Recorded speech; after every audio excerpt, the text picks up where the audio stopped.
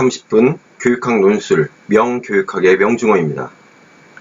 이번 시간에는 5부 교육심리학 가운데서 인지주의 학습 동기 이론 두 번째 시간을 가져보도록 하겠습니다. 앞서서 우리는 그 인지주의 학습 동기 이론에서 자기 결정성 이론, 그 다음에 이제 목표 지향성 이론, 귀인 이론 등을 우리가 이제 살펴보았고요. 이번 시간에는 기대 가치 이론에 대해서 살펴보도록 하겠습니다. 애킨슨이 주장을 했고요. 특정한 과제를 수행할 때 동기를 유발하는 두 가지 이제 변수가 이제 존재한다라고 얘기를 하면서 한 가지가 이제 바로 이제 기대이고 다른 한 가지가 이제 가치라고 하는 겁니다. 그래서 성공할 수 있다는 믿음, 즉 과제 수행에 대한 높은 기대 구인, 이걸 기대 구인이라고 얘기해요. 참 이 구인이라고 하는 말도 일본식 좋은데 이 구자라고 하는 게 이제 구조할 때 구자고요. 인이라고 하는 것은 원인할 때 인이잖아요. 그러니까 구조화된 원인이라고 하는 뜻이에요. 틀을 가지고 있는 인자다. 그냥 기대 요인이라고 해도 되거든요. 이 말을 갖다가 우리가 요인도 어차피 뭐 일본식 한자어지만 여기 이제 construct를 갖다가 이제 구인이라고 해석을 한 거예요. 두 번째는 과제를 수행하는 데서 발생하는 직접 간접적인 이익에 대한 믿음, 즉 과제 자체 또는 결과물에서 찾을 수 있는 가치 요인. 이게 가치 요인이라고 썼네요. 그죠? 그러니까 기대 요인하고 가치 요인 두 가지가 있다. 인간은 자신이 성공할 것이라는 기대에 그 성공에 대해 개인이 부여하는 가치를 곱한 값만큼 동기화 될 것이다. 즉 기대하고 가치의 함수라고 하는 거예요. 이 곱셈이라고 하는 것은 그 함수라고 하는 겁니다. 얘도 변수고 얘도 변수잖아요. 우리가 함수라고 하는 것은 변수, 우리 이제 보통 x, y로 이제 표시되는 그 함수라고 하는 것이 바로 그 변수를 뜻하는 거죠. 기대, 가치라고 하는 그 변수. 어떤 활동에 대하여 적당한 양의 노력을 하면 성공적으로 수행할 수 있다고 믿을 때 높은 기대와 활동 또는 활동의 결과가 가치 있다고 믿을 때 높은 가치, 과제 활동에 참여하게 된다. 이렇게 되죠. 성공의 가치란 결과, 목표 보상에 대한 개인이 느끼는 가치를, 지각된 성공 가능성이란 자신의 행동 결과로 그 결과를 성취할 것이라고 기대하는 것. 여기 이제 지각된 성공 가능성이 나오잖아요. 지각된. 내가 그것을 갖다가 어떻게 해석하느냐의 문제입니다. 내가 그것을 갖다가 어떻게 이해하느냐 하는 거예요. 그러니까 인지주의라고 하는 것은 바로 저 지각된 이라고 하는 말이 포인트예요. 자, 그러면 동기와 요소를 갖다가 한번 보죠. 성공에 대한 기대에 영향을 미치는 요소에는 과제 난이도에 대한 인식, 자기도식. 과제 난이도가 낮으면 기대감이 높아지겠죠. 자기도식. 그러니까 자기 자신에 대한 정보망으로 자아개념과 사람들에 대한 믿음을 포함하고 있는데 자기도식. 내가 가지고 있는 내 생각의 틀이에요. 도전전식이 굉장히 강하고 자기 긍정성이 높고 그런 것들이 이제 바로 다 자기도식에 해당이 됩니다. 그리고 이제 기존에 가지고 있는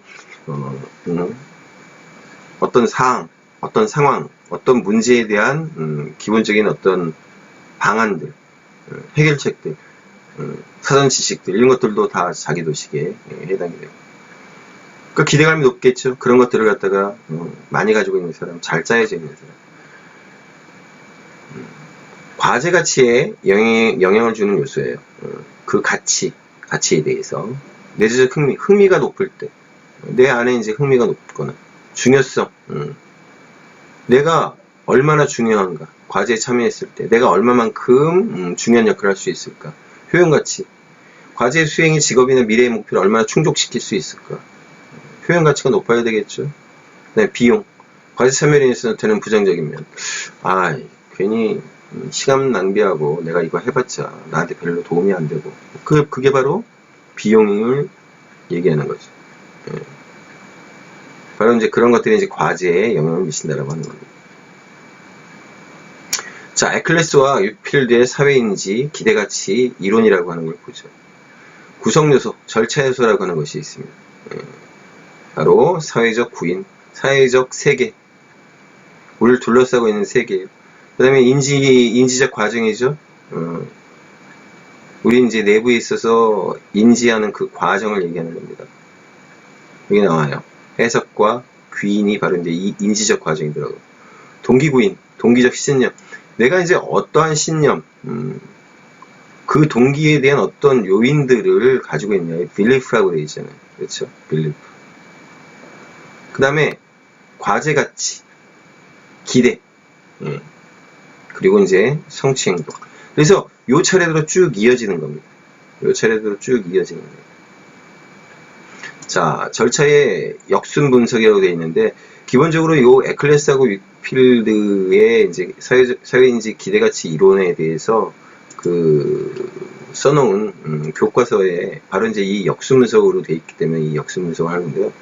요거를 갖다가 여러분들은 이제 한번 읽어보시면 이제 이해가 돼요. 이해가 되기 때문에 제가 요 그림을 가지고 한번 설명을 한번 해볼게요.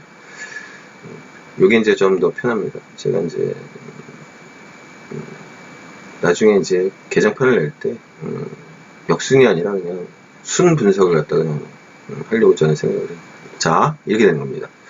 사회적 구인, 사회적 세계라고 하는 게 있는 거예요. 사회 문화적 환경, 사회 행동, 그러니까 사회적 상호작용, 그 다음에 과거의 성과, 사건, 이런 것들이 말하자면 나를 둘러싸고 있는 사회적 구인, 사회적 세계가 되는 거겠죠. 이거에 대해서 나는 이제 인지적 과정이라고 하는 것을 거치는 겁니다. 어떤 식으로? 사회 환경에 대해서 자각하는 거예요. 어떻게 자각하느냐에 따라 달라지겠죠. 과거 사건들에 대한 해석과 귀인, 그것들에 대해서 어떻게 해석하고 귀인하는 거냐, 할 거냐. 그게 바로 이제 인지적 과정입니다. 그 과정을 거치고 나서 동기 구인, 동기적 신념이라고 하는 것이 이제 형성이 되겠죠. 그래서 정서적인 기억, 아픈 기억, 그러면 안 하고 싶을 거예요. 그렇죠. 좋은 기억, 정서적으로. 그거 했을 때 뭔가 행복하고 따뜻하고 그런 느낌이 든다. 그러면은 그거에 대해서 이제 하려고 하겠죠. 자, 이거는 정서입니다. 요거는 이제 밑에 있어서는 이제 인지적인 측면이 될 거예요. 어떤 목표에 대한 동기, 능력과 자기도식에 대해서 판단을 해서 내가 이걸 했을 때 뭔가 좋은 상황이 벌어질 수 있겠다. 과제의 난이도에 대한 자각. 이거는 내가 해볼 만해. 그러면 어떻게 돼요? 과제에 대한 가치가 생겨나고 기대가 생겨나는 거겠죠. 이게 바로 동기적 신념으로 이어지는 거예요. 이렇게. 요것이 여기요. 그래서 이제 성취 행동이라고 하는 것이 나오는 겁니다. 이제 행동화가 되는 거예요. 자, 선택을 하거나 선택을 하지 않거나, 계속해서 하거나 하지 않거나, 노력을 갖다가 더 많이 하거나, 노력할 필요가 없어. 참여를 하거나 안 하거나, 그 다음에 실제 수행을 하거나 안 하거나. 이제 바로 이제 이 성취 행동으로 이어진다라고 하는 것이 뭐예요? 사회인지. 바로 이제 요 부분 때는 그렇습니다. 사회적 세계. 그래서 이제 사회인지가 되는 거예요. 자, 그래서 교육적 시사점, 기대가치 이론에 대한 성공에 대한 기대가 높은 학생들은 과제를 오래도록 지속하며 보다 도전적인 학습 활동을 선택하고 낮은 기대를 가지고 있는 학생들에 비해 높은 성취를 보인다. 그러겠죠? 과거 경험이라고 하는 것은 성공한 학생은 미래에 성공할 것이라고 기대하고 성공하지 못한 학생은 그 반대로 기대한다. 학생의 근접 발달 영역 안에서 학습 경험을 설계하고 성장을 보장하기 위한 필요한 발판 비계를 제공해 주는 것이다. 이렇게 돼 있죠. 이제 우리 뒤에 바로 이제 이어서 올 겁니다. 상권 259페이지에 비고츠키 사회 구성주의에 이제 바로 이 내용이 나와요. 근접 발달 영역. 학생이 누군가 이제 도움을 통해서 그래서 내가 실제로 할 수 있는 것과 내가 이제 목표로 할 수 있는 것을 이어주는, 그게 이제 발판입니다. 비계가 돼요. 그래서 그게 가까우면 가까울수록 좋겠죠. 그게 이제 근접 발달 영역이에요. 그래서 연결시켜서 교사가 이제 바로 그 역할을 해주는 겁니다. 그것이 바로 이 근접 발달 영역, 발판, 비계, 내용에 나온 비고치계, 사회적 구성주의 얘기입니다. 자, 자기 개념과 학습 동기라고 되어 있죠. 자기에 대해서 어떤 생각을 가지고 있는가. 자기 해석이라고 해도 되고 자기 이해라고 해도 돼요. 자기에 대해서 어떤 생각을 가지고 있는가. 그것이 학습 동기에 어떠한 영향을 미치는가라고 하는 것과 관련되어 있는 이론들입니다. 자, 먼저 자기 가치 이론이에요. self-worth라고 되어 있죠. 자기 가치란 자기 자신에 대한 정서나 감정, 정서적 반응 또는 평가. 사람이 자신을 가치 있는 존재로 인식하려는 욕구를 갖고 있으며 자신의 가치를 보존하기 위해 최선을 다한다. 이제 이런 가정 위에 있는 겁니다. 자존감, 자기 존중감이라고도 하죠. 자신을 가치 있는 존재로 인식하고 지각하는 것을 얘기하고, 사람들은 자기 가치감을 보호하고 자기 수용을 이루려는 선천적인 욕구를 가진다. 그러다 보니까 어떠한 현상이 나타나냐, 자기 보호하려고 하는 전략을 구사하게 돼요. 학생들은 긍정적인 자기 존중감을 유지하기 위해서 다양한 자기 보호 전략을 사용하는 겁니다. 근데 그 특징이 뭐냐면 학업 실패의 원인을 능력을 귀인하지 않고 노력으로 귀인하는 것. 바람직하죠? 이 자기 보호라고 하는 것이 그런 겁니다. 학업 실패를 능력으로 귀인하면 자기 존중감이 손상되지만 노력으로 귀인하면 자기 존중감이 손상되지 않기 때문입니다. 나 능력 부족해. 나는 어쩔 수 없는 인간이야. 그렇게 하지 않는다라고 하는 겁니다. 앞서서 이제 우리가 학습된 무력감에서 봤지만, 이제 보통 사람들 같은 경우에는 능력에 이제 귀인하는 경우도 꽤 많죠. 근데 이 자기보라고 하는 자기 존중이라고 하는 자기 가치라고 하는 이 측면에 있어 가지고는 보통의 사람들은 자기 보호 전략을 구사할 때 노력 기인을 한다는 거예요. 왜? 자기 존중감을 낮추지 않기 위해서. 비현실적으로 높은 목표를 설정해서 실패했을 때 능력 부족이 아니라 과제 곤란도로 귀인하려고 하거나, 실패 확률이 있는 장면을 고의로 회피하거나, 이제 이러한 전략도 사용한다라고 하는 겁니다. 근데 이제 문제가 이제 자해 전략, 자기장애 전략인데, 꾸물거리거나 시험 공부를 마지막 순간까지 미루어서 자신의 수행을 실제 가진 능력보다 낮게 만드는 거예요. 우리도 많이 그렇게 합니다. 과제물 주어지면 미루다가 거의 막판에 가서 하죠. 근데 이제 이게 터져버리면 어떻게 됩니까? 이게 자해 전략, 될 때도 되나? 그렇게 되는 거죠.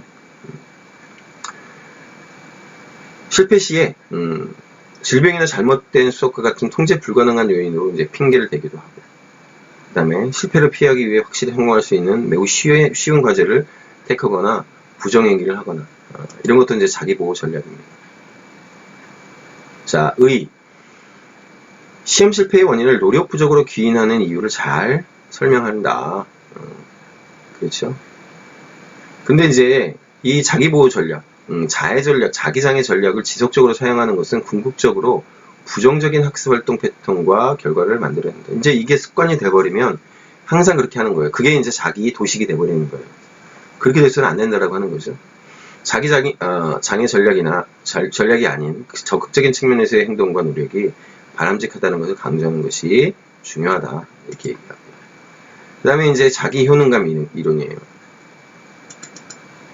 요거 이제 상권 327쪽에 나옵니다. 요 반두라의 사회 학습 이론, 사회 인지 이론에서 이거 다뤄볼 거예요. 자, 반두라가 사회 학습, 사회 인지 이론에서 자기 효능감을 뭐라고 얘기했냐? 의도한 목표를 성취하는 데 요구되는 일련의 행동들을 조직하고 실행하는 데 필요한 자신의 능력에 대한 판단, 이렇게 돼 있어요. 자기 효능감이라고 하는 것은 판단이에요. 여기 밑에 나오지만 믿음이에요. 학습자가 소유하고 있는 지식과 기술을 효과적으로 적용하여 새로운 인지 기술을 학습할 수 있는 능력에 대한 학습자의 믿음이에요. 자기 해석입니다. 역시 마찬가지. 그래서 이제 인지주의예요. 자기 효능감은 행동 선택, 노력의 양, 과제에 대한 지속력, 사고의 형태와 정서적 반응 등에 영향을 준다. 그렇죠. 이피컷이라고 되어 있잖아요. 이피컷이.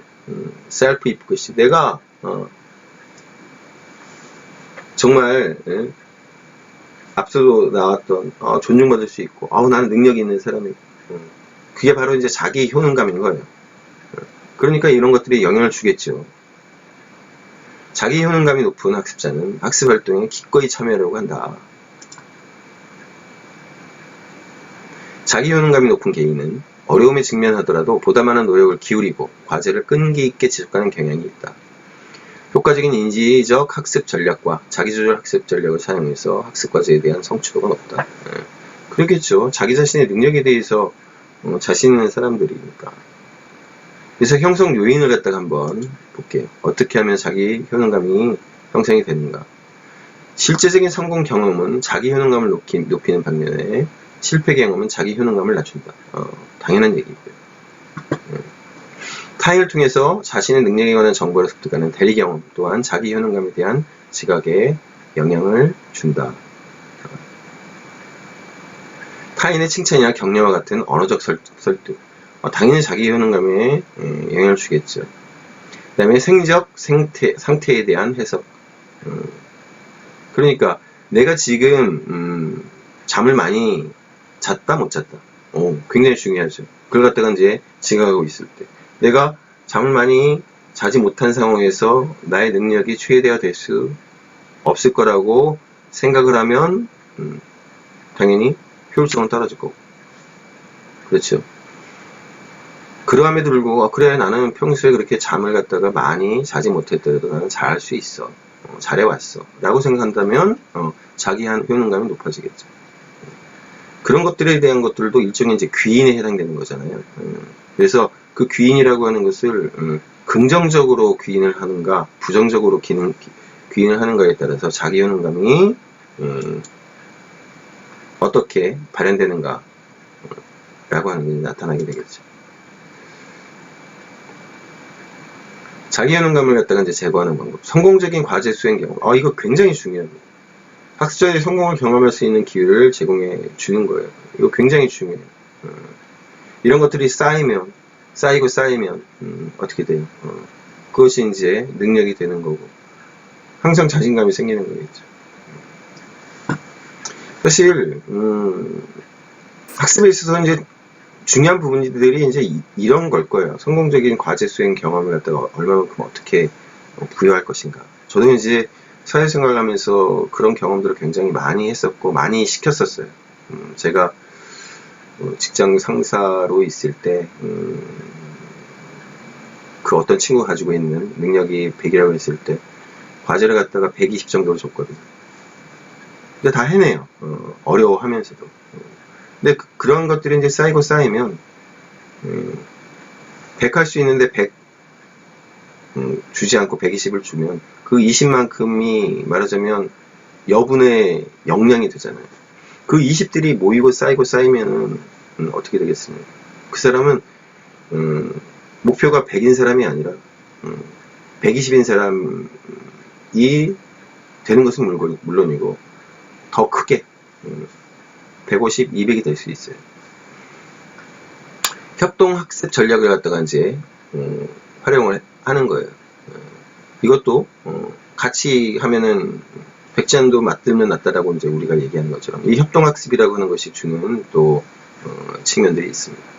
또래 모델을 활용을 해서 자신과 연령이나 성별 혹은 능력이 유사한 모델의 성공적인 수행을 관찰함으로써 다양한 형태의 피드백입니다. 그래서 성공적으로 과제를 수행한 학습자에게 능력에 귀인하도록 함으로써 자신의 능력을 높게 지각하도록 하고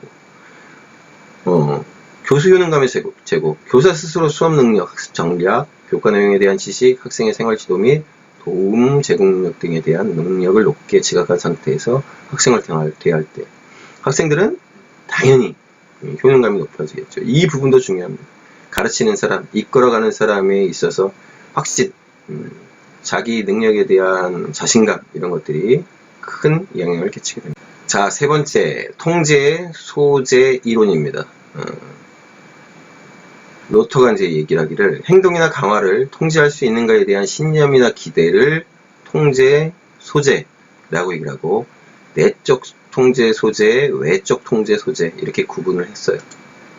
그래서 내적 통제 소재부터 보면 스스로 행동이나 강화를 통제할 수 있다는 신념이고 노력을 한 후 긍정적인 결과를 얻었던 사람의 경우에 내적 통제 소재를 갖고 있습니다. 운명을 통제할 수 있다고 믿고 행위가 보장받을 거라고 기대하는 거예요. 그러니까 내적 통제 소재라고 하는 것이 중요하겠죠. 외적 통제 소재라고 하는 것은 다른 사람이나 운 또는 상황이 행동이나 강화를 결정한다는 신념이에요. 노력에 대한 강화를 받지 못한 사람은 외적 통제 소재를 가지고 있고요. 자신이 통제할 수 없는 운이나 다른 사람이 자신의 삶에 결정적인 영향을 미친다고 생각하는 것을 얘기를 합니다. 자, 그래서 성격 특성으로서의 통제 소재, 드참스가 이제 뭐라고 얘기를 했냐면 이런 양극단, 내적 통제 소재를 가지고 있는 사람을 주인, 외적 통제 소재를 가지고 있는 사람을 꼭두각시로 얘기했어요. 주인은 운명을 스스로 결정할 수 있다는 신념을 갖고 환경을 변화내지 통제할 수 있다고 믿는 사람이에요. 동기 수준이 높고 낙관적이며 자신감이 높습니다. 내재적으로 동기화된 사람이겠죠. 꼭두각시는 자신의 운명이 통제할 수 없는 외적 힘의 지배를 받고 있다는 신념을 갖고 있기에 환경을 변화내지 통제할 수 없다고 믿는 사람이에요. 행동의 원인이 외부에 있다고 믿고 책임을 회피하고 대인관계에서 의존적인 성향을 보입니다. 그러니까 뭐예요? 주인이 되어야 되겠죠. 그래서 드찬스는 교사가 주인이 되어야 함을 강조한다. 그래야지 학생들한테 꼭두각시가 되지 않고 주인이 되라고 얘기할 수 있겠죠.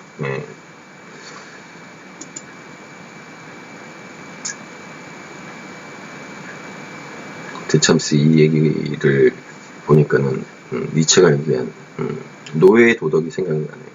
여러분들 한번 찾아보시기 바랍니다.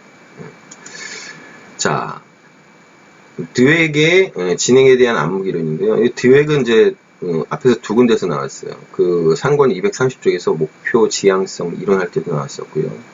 236쪽에 우리 귀인 훈련할 때도 이 내용이 나왔었습니다.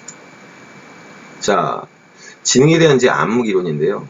개념은 지능 그 자체보다 지능에 대한 어떤 믿음을 가지고 있는지가 학생들의 다양한 동기를 이해하는 데 더 많은 정보를 줄 수 있다.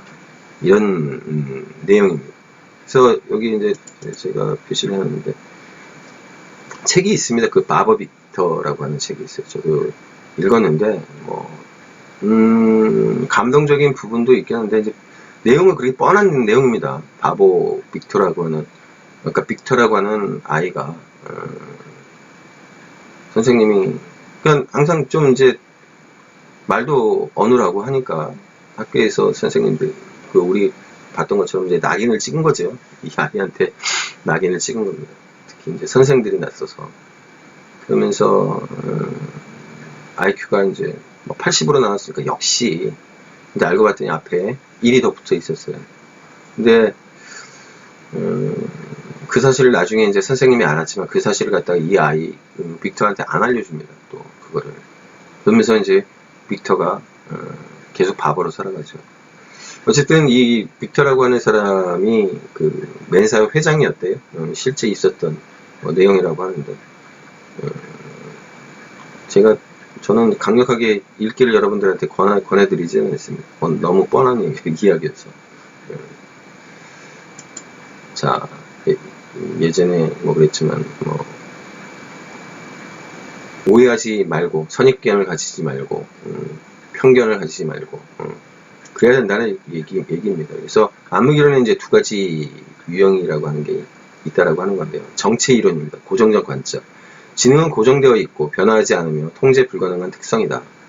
숙달 목표보다는 수행 목표. 그러니까 남하고 비교하고 경쟁을 통해서 이겨야 한다라고 하는 것을 선택하는 경향이 높고 긍정적인 평가를 받기를 원하는 경향을 보이죠. 그렇죠? 실패를 낮은 지능에 귀인하고 지능에 대한 평가가 손상된 것을 경계해서 실패 가능성이 있는 과제에 도전하는 것을 두려워하고 그런데 반대로 이제 증가 이론이 있습니다. 지능은 유연하며 노력 여부에 따라서 변화되고 증진될 수 있다. 그래서 수행 목표보다는 숙당 목표를 선택하고 보다 많이 배우기를 원한다. 난이도가 높은 과제에 대해서도 쉽게 도전한다. 그래서 이 증가 이론을 당연히 선호하게 되겠죠. 그 다음에 이제 성취동기 이론입니다. 요 얘기는 성취동기 우리 뒤에 이제 학원 교육행정에서도 잠깐 이제 언급이 되고 앞서서 언급이 됐었습니다. 왜냐면 상권 235쪽 학습 동기할 때 바로 이제 이 특질 이론이라고 하는 것이 바로 이 성취 동기와 연관이 되고 성취 동기에 이제 기반을 하고 있는 게 바로 이제 이 특질 이론이다라고 우리가 언급을 했었습니다. 성취 동기란 도전적이고 어려운 과제를 성공적으로 수행하려는 욕구이다. 머레이가 처음 이제 제시를 했고 1980년대 들어서 애킨슨과 맥클러랜드에 의해서 체계적으로 발전이 됐습니다. 머레이는 정서적인 측면을 중시했는데 애킨스와 맥클러랜드는 기대가치라는 인적 측면을 강조했다. 우리 애킨스 나왔잖아요. 바로 앞쪽에도 기대가치. 그래서 애킨스는 성취하고자 하는 욕구를 실패 회피 동기와 함께 설명함으로써 성취 동기를 이해하는 데 유용한 시각을 제공한다. 맥클러랜드는 아동들도 성취에 대한 보다 높은 욕구를 향상시킬 수 있다. 이렇게 이제 얘기를 한 거죠. 그래서 성취 동기가 높은 사람은 과업지향적이고 적절한 모험심을 가지며 자신감이 높다. 정열적이고 혁신적인 활동성을 보이고 자기 책임감이 높다. 미래지향적이다. 당연히 그러겠죠. 굉장히 우리 요새 많이 쓰는 얘기가 텐션이라고. 텐션이 높은 사람들입니다. 텐션. 물론 이제 그 이면에 어두운 측면도 분명히 있습니다. 텐션이 높고 성취 동기가 높다고 해서 그 사람이 어떤 내부가 아주 단단하고 아주 꽉 차고 어떤 그 외부의 그런 영향이나 이런 거에 흔들림이 없고 그렇진 않아요. 어쨌든 동기인 겁니다. 동기. 성취 동기는 성공 추구 동기하고, 그래서 여기 보십시오. MS라고 표현해요. Motive to Achieve Success. 실패 회피 동기. MAF라고 했죠. MAF. Motive to Avoid Failure. 이렇게 이제 구분한다라고 하는 겁니다. 그래서 애킨스는 성취에 대한 욕구뿐만 아니라 실패를 회피하려는 욕구를 가지고 있다. 사람들이 성공에 대한 욕구가 실패를 회피하려는 욕구보다 큰 사람은 위험 부담을 안고서라도 성취를 위해 노력하고 그 반대의 경우는 그 상황을 회피하려 한다. 그래서 성공 회피가 성공 추구보다 높은 사람의 경우에는 성공 추구 동기, 성공 추구 동기, 성공 실패보다 높은 사람. 이렇게 이제 두 가지로 나눌 수 있다라고 하는 거예요. 그래서 와이너가 학생 유형을 갖다 이제 구분을 했습니다.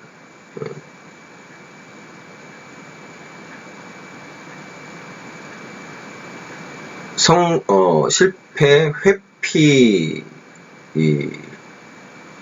동기가 이제 높은 사람과 성공 추구 동기가 높은 사람이 성공 실패에 대한 이전의 경험으로 인해서 향후 동기 수준이 정반대로 변한다. 이렇게 이제 얘기를 한 거예요.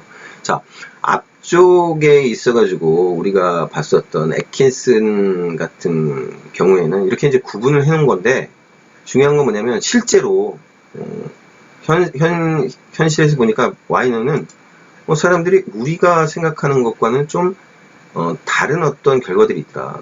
그래서 실패 회피 동기가 높은 사람은 어떤 과제에서 성공 경험은 동기를 증가시키는 데 반해서 실패 경험은 동기를 저하시킨다. 그러니까 실패 회피 동기가 높은 사람의 경우에 성공을 한번 했어요. 그러니까 이거 해도 되겠다. 근데 이제 어차피 회피 동기가 강한 사람이기 때문에 실패를 해버리면 동기가 저하가 되죠. 그에 반해서 성공 추구 동기가 강한 사람 같은 경우에는 어떤 과제에서 성공 경험은 동기를 감소시키는 데 반해서 한번 해봤더니 너무나 쉽게 됐어요. 또 뭐 굳이 할 필요 있어? 그런데 실패했어요. 이거 내가 다시 해야, 응? 성공에 대한 추구 동기가 높으니까 아 이거 다시 도전해봐야 되겠다. 그래서 동기를 증가시킨다. 이제 그렇게 된다라는 거예요. 자, 그래서 교사의 역할이에요. 교사는 학생이 과제 수행을 하는 데 있어서 성공에 기대 가능성을 높여줘야 한다. 두 번째, 학습 결과를 평가하는 과정에서 학습의 성공과 실패를 내적으로 귀인시켜 주어야 한다. 벌은 최소화하고 할 수 있다는 가능성과 시사점을 구체적으로 명시해 주어야 한다. 학습자의 특성에 맞는 동기 유발 전략을 활용해야 한다.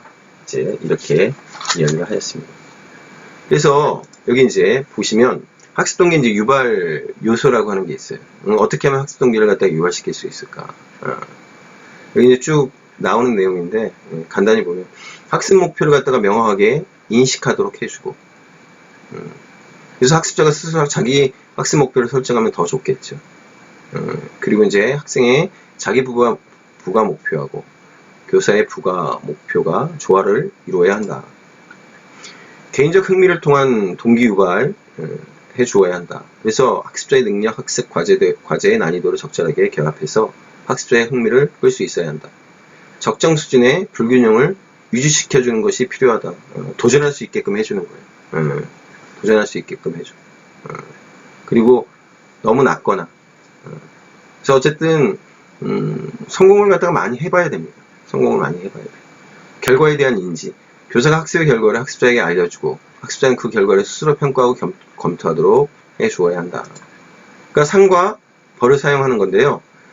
무조건 상만 좋고 무조건 벌이 나쁘다는 게 아닙니다. 적절한 정도의 그 벌, 그러니까 우리 예전에처럼 막 구타를 하고 체벌을 하고 하는 것들이 아니라 학생이 납득할 수 있는 벌을 갖다가 사용하는 것이 굉장히 중요해요. 무조건적인 상도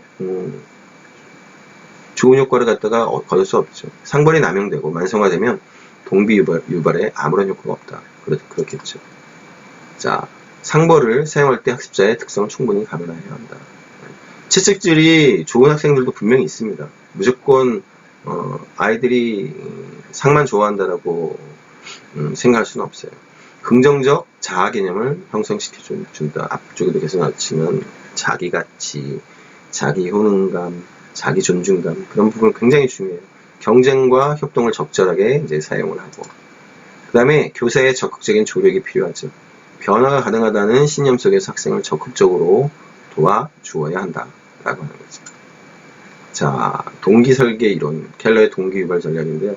요 AR CS 모형이라고 하고 요 학원 131쪽에서 교수의 이론에서 이제 다시 다룹니다. 굉장히 이제 중요한 이론이에요. 켈러. 동기에 관한 여러 개념과 이론들을 실제 활용하기에 유용한 전략으로 이제 통합하려 하였고, 동기를 유발하고 유지하기 위한 구체적이고 처방적인 전략들과 동기 설계의 체제적 과정을 소개하고 있습니다. 교수 학습 상황을 어떻게 보다 흥미있게 만들 수 있는가에 관심을 두고 개인적 특성과 환경이 노력, 수행, 결과에 미치는 영향을 설명하려는 이론이에요. 인간의 동기를 결정짓는 다양한 변수와 그에 관련된 구체적인 개념들을 통합한 4개의 개념적 범주를 제시했어요. 그래서 동기 유발 요소 4개의 개념적 범주를 갖다가 얘기를 한 겁니다. 주의 집중, attention, 호기심과 관심을 유발시키고 관련성, relevance.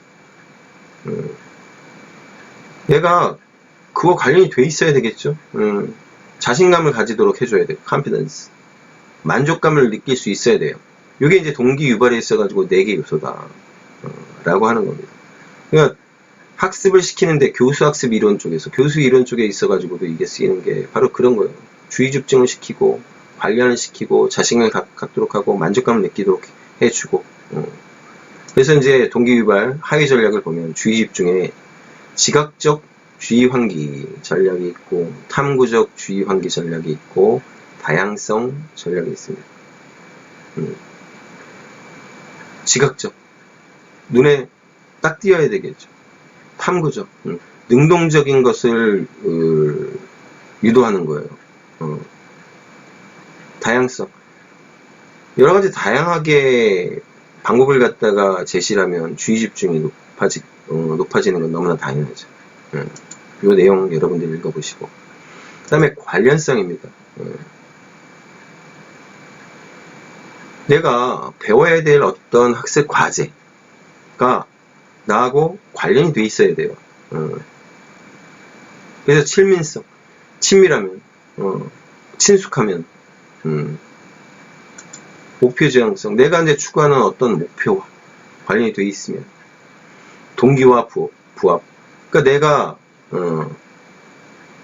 학습하려고 하는 어떤 동기와 내가 왜 그것을 갖다가 좋아하는지와 관련되어 있는 이런 것과 부합이 돼 있을 때 바로 이제 이게 관련성입니다.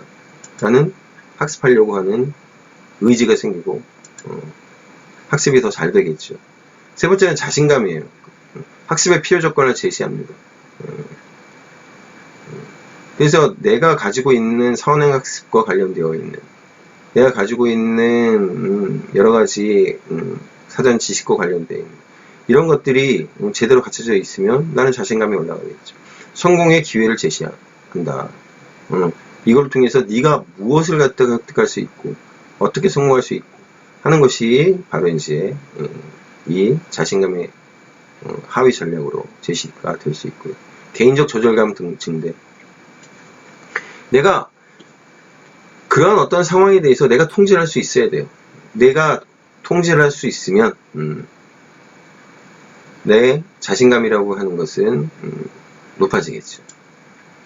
그 다음에 이제 만족감입니다. 자연적 결과를 강조한다라고 하는데 뭐냐 만족감이 높아지기 위해서는 내가 시험을 봤을 때 그만큼 시험 점수가 잘 나와야 되겠죠. 그래서 연습 문제를 통해서 그리고 이제 후속적인 학습 상황을 통해서 여러 가지 모의 상황을 통해서 시험에 잘 대비할 수 있게끔 만들어주는 거예요. 그래서 자연스럽게 그런 어떤 높은 점수가 나올 수 있게끔. 그 다음에 긍정적 결과를 강조해주고, 그렇죠. 아, 네가 이거를 통해서 어떤 결과를 갖다가 좋은 결과를 어떻게 얻을 수 있을지에 대해서 얘기를 해주고, 공정성 강조, 이것도 중요합니다.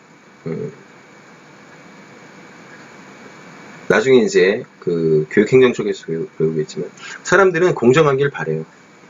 그리고 선생님이 어떤 시험 문제를 냈는데 내가 배운 범위에서 내가 아는 것을 내야 되는데 그게 아니라 전혀 배우지 않은 이상한 곳에서 문제를 갖다 낸다든지 또 목표를 갖다가 정했는데 그 목표라고 하는 것이 내가 생각하는 목표하고 다른 방향이 있어가지고 설정되어 있다든지 바로 이제 그런 것들이 바로 공정성 강조 전략이 됩니다.